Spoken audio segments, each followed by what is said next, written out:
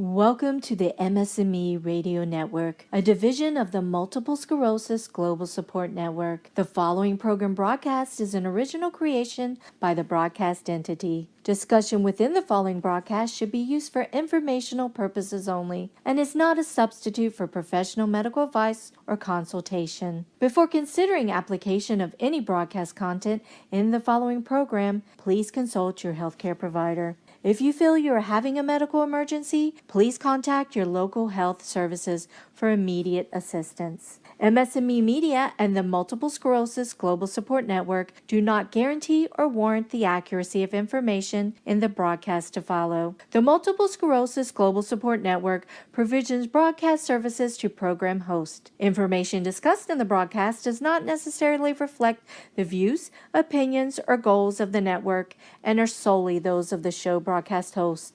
Should you wish to host a broadcast, please visit our website at msmemedia.com and submit a request to become a program host. We thank you for listening to the MS&Me Radio Network. Enjoy the show. Hey guys, you're listening to Straight Up with MS and all its crazy little circles on MS&Me Radio, brought to you by the MS Global Support Network. I'm your host, Patty Long, and I'm MSing it for life. I'm usually a pretty positive person, even though I've been kind of in the dumps lately. And with that being said, all of us need a pep talk every now and then. And this week, I definitely needed one, and I got one. A good friend of mine who I hadn't heard from in a while just called me out of the blue, which was really great all by itself. But then when she heard how frustrated I was with the progress that I haven't made, she started calmly reminding me about all the things that I had accomplished, even though I was told that it was going to be impossible for me. At the very beginning, basically, I was told, bedridden is going to happen quickly. You're going to need a wheelchair like last week and all of these kinds of things. And, right close to the beginning, I started hearing them, and so she starts telling me that, I did these things and how it didn't even stop there. Not only was I not in a wheelchair and not on my way to being bedridden anymore, but, I started tumbling backwards last year. And she says, yeah, that's true. And, why was that? Whose fault was that? And then, I knew she didn't expect me to answer her, but she was going to give me some time to think about it. So there was like this dead silence. And then she goes on to say, it's your fault. You're the one who pushed yourself too hard, and that's why you kept tumbling backwards. And you know what? She was probably right. Actually, I know she was right. And this is kind of what happens when you over push yourself to get better. If you want something so badly, it's easier to push yourself too hard. And, right now I'm doing it again. And this is what she reminded me of. I can't compare myself now, how I am now, to how I was a year ago or 6 months ago or anything, like that. I can't compare myself to yesterday even. Not really, because I'm still recovering and this is a flip-floppy disease. And she reminded me of the fact that, I had this craniometry, and that's where they make a cut like they're going to do a facelift, and it goes along your hairline from one ear to the other. And they went in, and then after, and sounds kind of gross, but I didn't feel any of it. But so, and they went in and they cut through my skull at my eyebrow, and they started removing the tumor and took it out. And that was on my birthday. And I was really excited that it was on my birthday because, I thought, well, that's great, because I didn't pick this day. That's when it would fit into the man's schedule, and I needed this particular surgeon. He Dr. Chandler and his team, his entire team, were just absolutely amazing. And I had the prettiest little headband stitches, and I took lots of pictures of my stitches because they were so pretty. And so I'm sitting here thinking, oh, but my head hurts so bad, and I feel like a bobblehead all the time because there's all this fluid where the tumor, which was really large, to me anyways, it was more than 3 centimeters, and it was bigger on the MRI scan than my eyeball, on that scan, because your eyeball shows up white and the tumor showed up white. So, comparing the two, I'd say the tumor was just a little bigger, and then it had a tail on it too that had to be taken out. So, in any case, this was August 24th. And when I went in, at that time, yeah, physically and all, I was a little bit stronger. Well, good bit stronger. My stamina was a whole lot more. But I couldn't think straight. I had zero memory. I had zero fear. I was never hungry. And this was all caused by the tumor, and maybe not all of it, but a lot of it was. I was massively, overwhelmingly confused all the time. And I know that when it first got to this size and they started checking it more often to try and establish the rate of growth, and I already knew before I went in that day and had that last MRI that this was going to be the decision made. I knew this, as when I realized that I had zero fear, I mean zero, I had somebody kind of lean in and go at me with a big, I forget what it was, in their hand, and I didn't flinch. I didn't back down. I didn't back down to anybody for any reason, and that was because I had no fear. And when they told me I was going to need this surgery, and Dr. Chandler asked me if he had previously discussed with me how they were going to do it, I said, sure did. You said you're either going to cut me right above my eyebrow, or you're going to basically, go in around my hairline and peel my face off and then take it out. And he started laughing at me, and he said, well, yeah, that's about how we do it. He said, did Dr. English, who is my MS doctor at MS Center of Atlanta, he said, did he show you the slides? And I said, yeah. And he said, well, what did you think? I said, well, I thought it looked like, I had this big white tumor that was in there giving my brain a wedgie. And he started laughing. He says, yeah, that pretty well sums it up. So my brain was getting this giant wedgie from this thing. And evidently that's why I had zero fear, because I actually flinched the other day. And and today I was hungry, and I knew I was hungry, and I thought, oh my gosh. And it took me a while to figure out that's what I was feeling. So I have to look at these good things, And she goes on to tell me I can't compare myself now to how I was before this or before that or before the other. I have to start with these baby steps.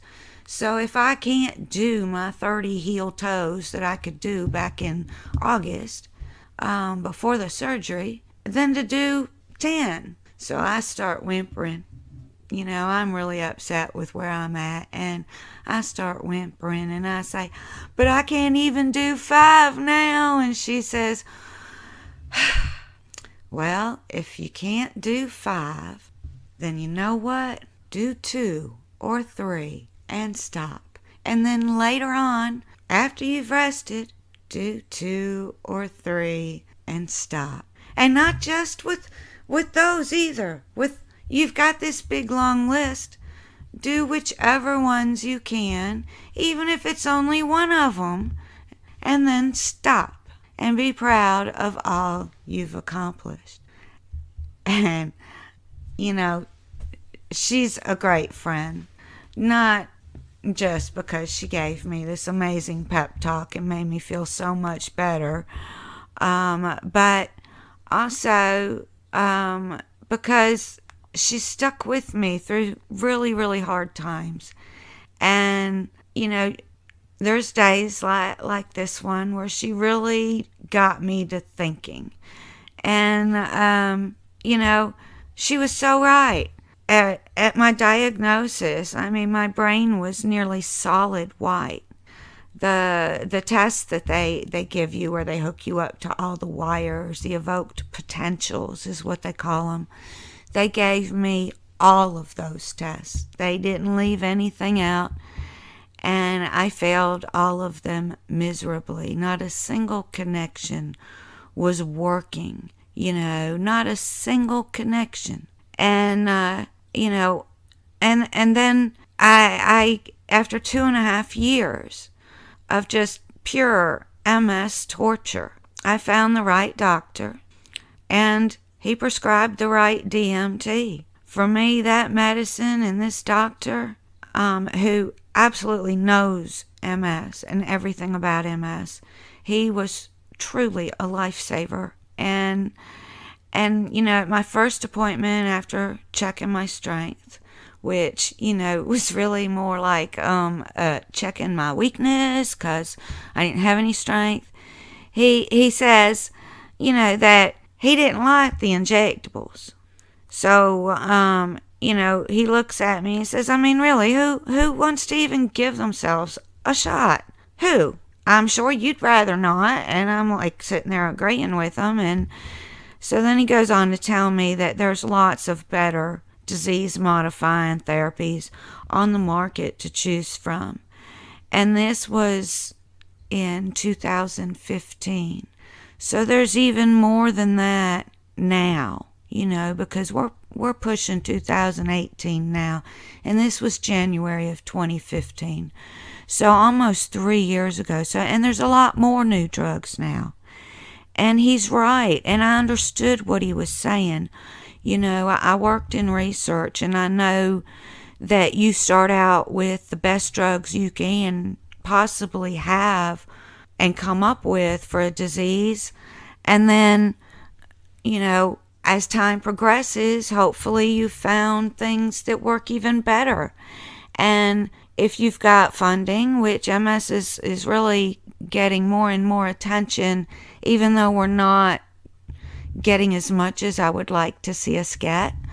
But we're growing, and our voices are being heard. And so in any case, there's a lot of new drugs, and the newer drugs are actually better than the older drugs. And they let you achieve things that the older drugs just aren't capable of getting you to that point. And then he goes on to tell me that, he's going to recommend this Tecfidera because it's a pill and you take it twice a day, and he's seen really good results from it. And so he says, if this one doesn't work, I've got another one in mind. And I'm thinking, I like this, a backup plan, a guy with a backup plan.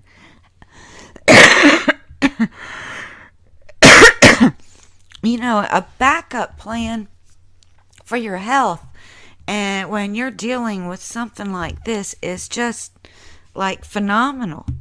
So I really like that. And before I left his office that day, he answered a ton of questions. I mean, I just kept throwing them at him, and he kept answering them. And I had question cards and FYI cards.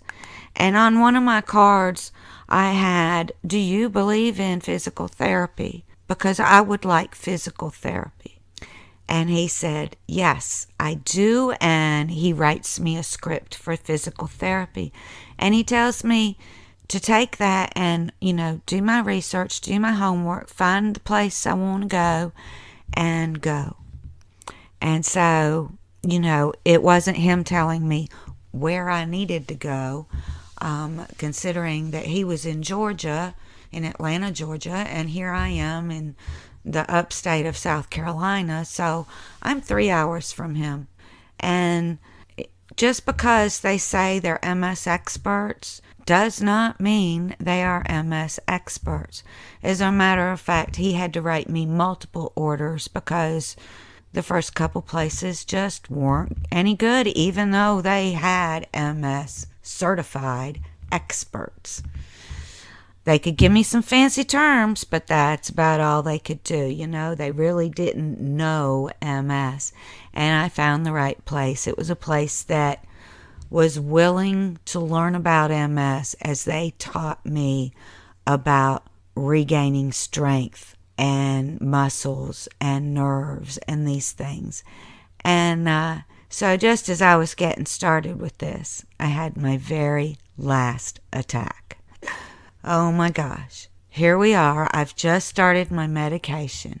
It's the very end of January, the beginning of February, and I have my very last attack from this MS monster, and this exasperation actually wiped out the rest of my core and butt. And, to say that losing your legs is the worst thing possible, I think is just not very accurate, because I can think of many other body parts that it's harder to live without. And your core and butt are definitely some that are extremely necessary, So the first time I went to the ER, I'm like this, and I can't sit up in a chair for but a few minutes before I start sliding, and my legs aren't really helping me to push. If I'm pushing backwards, I'm wearing out.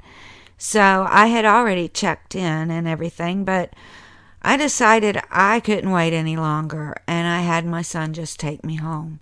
So I went up there first, and I told the little girl behind the desk that I was leaving. And she says, "Are you sure we don't recommend that?" And I said, "Yeah, if there's going to be a long wait." And she had already told me there was. She said there was a couple of hours wait because of the flu season and all of that. So that, it was going to be a couple of hours and that I would need to wait, and I'm like, well, I can't sit up like that. I can't wait. If you can't put me in a room now, then I'm going home. And I did, and I left. So the next day, I get a phone call from this really sweet lady at the hospital wanting to know why I walked out. And so I told her, I said, well, I'm in an MS relapse, and I can't sit up. It's wiped out my core, and I can't sit in a chair, and the wait's too long, and I just can't do it. And she was like, oh, no. She says, hold on a minute. And so I patiently held on, and I just put it on speakerphone. I couldn't hold the phone up because my arms are also gone and had been, which is another thing that I kind of think is worse than your legs, because you can't give people hugs when you have no arms. So I kind of like the ability to give a person a hug more than some other abilities that you need your legs for. So anyways, that's just my opinion.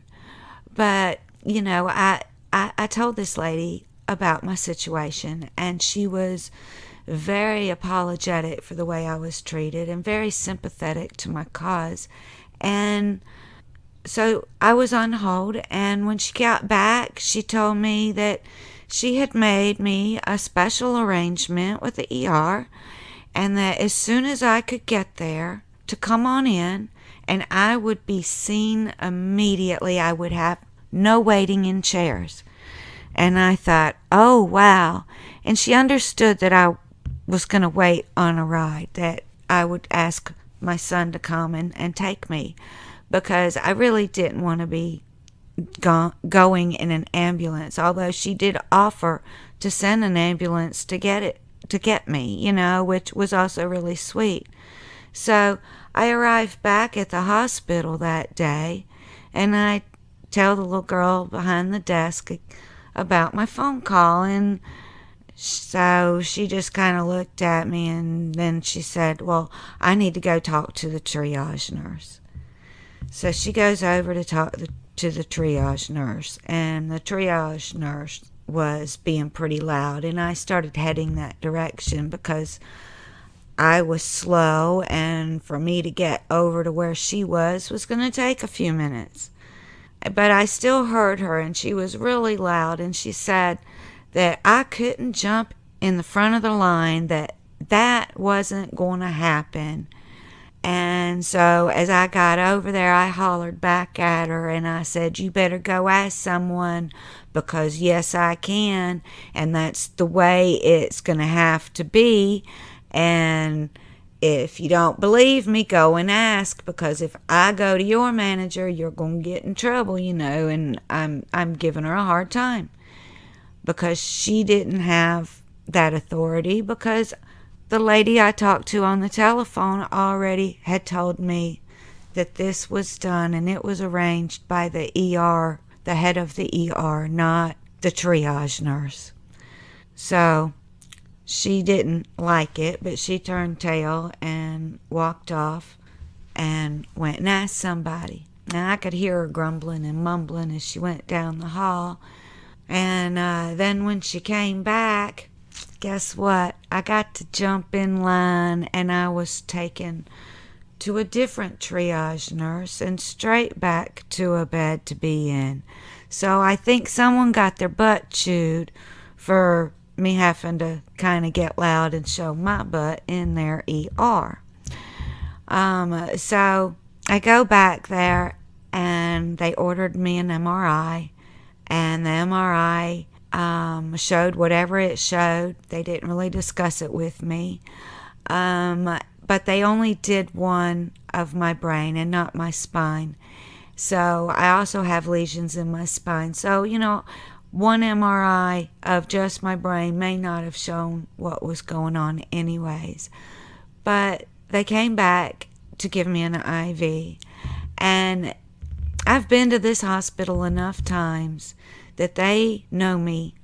They know that I know MS. They know that I know all about what's going on. And they can't pull the wool over my eyes. So when I tell them that I want them to use the smallest needle, and they don't pull out the smallest needle, I can say, right. These things are color-coded, and that's not the smallest needle. That's a large needle. And, and then I'm like, how many fresh out of high school, well, not fresh out of high school, but fresh out of nursing school people am I going to have to tell this to? Because, the needles are color-coded. They're color-coded, y'all. So I knew. And also for me, I'm just a little person, so it needs to be done over an hour. And so they know when I tell them it has to be done over an hour and not to do it over 30 minutes, that if they set the machine for 30 minutes, I'm going to cause problems because I'm going to change it. And no, patients aren't supposed to know how to change the IV machine, but this isn't my first rodeo. I know how to work it. So, and I also know how to just make it beep and insist, so I can do one of the two.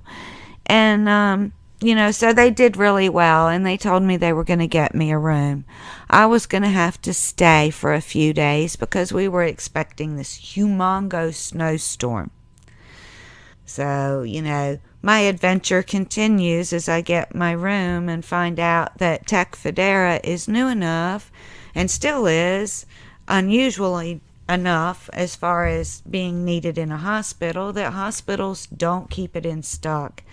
And again, I have this brand new little in charge nurse who tells me I can't take my own medicine and that it'll be a few days. And I said, well, I can't wait a few days, so I'll take mine. And that I needed chewable baby aspirin. And she's telling me, well, this is the same. It's low dose. It's the same milligrams. Oh my gosh, people.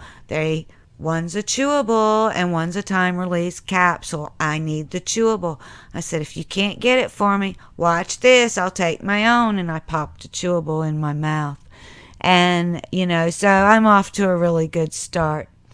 And then I took my Tech Federa when I was supposed to. She wasn't in the room then. But, you have to stand up for your care, which is what I always do. And, to come from there, where I felt nothing, not a single muscle worked. I felt nothing. My legs were numb. My core was numb. I couldn't feel my core for over a year. And now I can. So who cares that I can't do my 30 reps yet? I need to think about this, slow down, and give myself that same pep talk.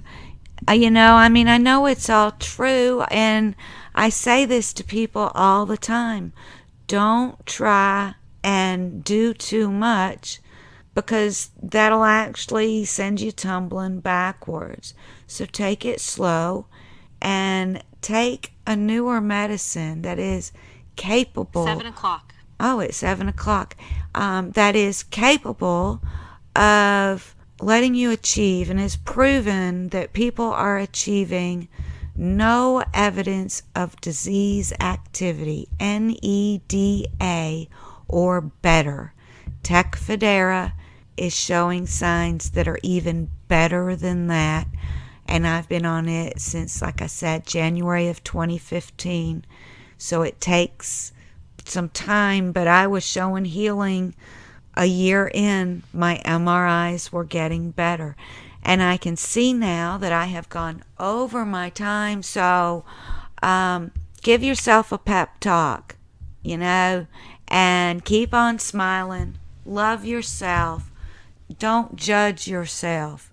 Certainly not based on who you were before, and not even on who you were 6 months ago or a year ago. If you start going backwards, look at it as one day at a time, and keep your chin up and keep on keeping on. So y'all have a great day, and I love you all. Love yourself. Thank you very much for listening. And let me thank Erica Lyons Richardson, because again, without her, we just wouldn't be here. This network wouldn't exist. So I'm Patty Long. I'm at MS&It for Life. Be in touch whenever you want. Bye. Thank you, and bye.